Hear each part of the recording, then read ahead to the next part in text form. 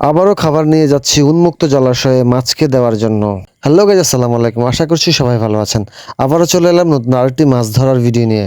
Guys, আপনারা অনেকগুলো video দেখেছেন আমরা উন্মুক্ত জলাশয়ে মাছকে খাবার দিয়ে থাকি। আর উন্মুক্ত জলাশয়ে খাবার ছিটানোর একটাই কারণ হলো সারা মাঠের মাছগুলো যেন এক জায়গায় এসে জড়ো হয় আর আমরা যেন অতিরিক্ত মাছ ধরতে পারি।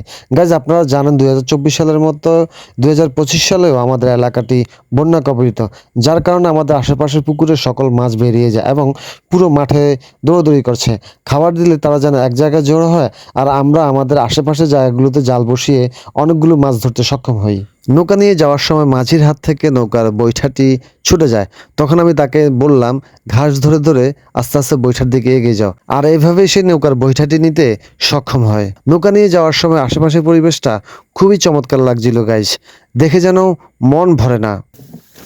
আমরা মাছকে খাবার দেওয়ার নির্ধারিত গন্তব্যে চলে এসেছি আর এইভাবে আমরা প্রথমে খাবারটাকে ভিজিয়ে মাঠে ছিটিয়ে থাকি। আর গাইজ, আজকে খাবারের মধ্যে যে উপকরণটি রয়েছে তা হলো মূলত ভুট্টার গুঁড়া।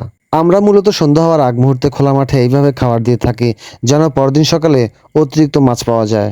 গাইজ, এই যে পেছনে আমাদের এটা ঘাসের প্রজেক্ট। পুরো মাঠের সব মাছ যখন খাবার দিই তখন এই ঘাসের এসে ওরা আশ্রয় নেয়। আমরা যখন মাছগুলো দেখি তখন আমরা উপরে আশেপাশে জাল বসাই এবং খাবার দিই। খাবার দিলে মাছগুলা খাবার খেতে এসে আটকা পড়ে। উন্মুক্ত জলাশয়ে মাছকে খাবার দিয়ে আমরা পরদিন সকালে আবার নৌকা নিয়ে যাচ্ছি জাল চেক করার জন্য কি পরিমাণ মাছ আটকা পড়েছে আমাদের জালে। গাইজ, আপনি যেহেতু এখন পর্যন্ত আমার ভিডিওটি দেখছেন তাহলে অবশ্যই গাইজ আপনি এই ধরনের ভিডিওগুলো খুবই পছন্দ করেন। আর সত্যি গাইজ, এই ধরনের ভিডিওগুলো আপনার ভালো লাগে তাহলে অবশ্যই রিকোয়েস্ট করছি আমার পেজটি লাইক দিয়ে আমাকে সহযোগিতা করবেন। আর ইউটিউব থেকে দেখে থাকলে আমার চ্যানেলটি সাবস্ক্রাইব করবেন। আলহামদুলিল্লাহ গাইজ, অনেকগুলো মাছ আটকা পড়েছে আমাদের জালে। আমরা মূলত খাবার দিয়ে এই মাছগুলো ধরতে সক্ষম হয়েছি। অনেকে গাইজ এই জালগুলোকে অবৈধ বলে ঘোষণা করলেও খোলা মাঠে যে কোনো জায়গায় এই জাল বসিয়ে এত মাছ ধরা সম্ভব না।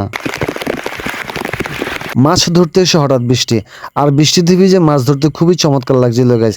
কেবল তারাই বুঝতে পারবে বৃষ্টিতে ভিজে মাছ ধরার মজাটা আসলে কেমন। জাল চেক করতে এসে আমরা যখন দেখি জালের সামনে অনেকগুলো ছোট মাছ ঘুরোঘুরি করছে তখন আমরা লাঠি দিয়ে এইভাবে তাড়া করে মাছগুলোকে জালে আটকাতে সক্ষম হই।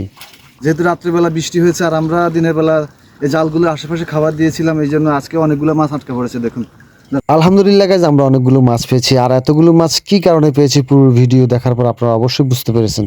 সো গাইজ, আজকে আমরা আবার দেখা হবে নতুন কোনো ভিডিও নিয়ে। সে পর্যন্ত সবাই ভালো থাকবেন, সুন্দর থাকবেন, সুস্থ থাকবেন। সবার সুস্বাস্থ্য কামনা করছি। ধন্যবাদ সবাইকে। আসসালামু আলাইকুম রহমতুল্লাহ।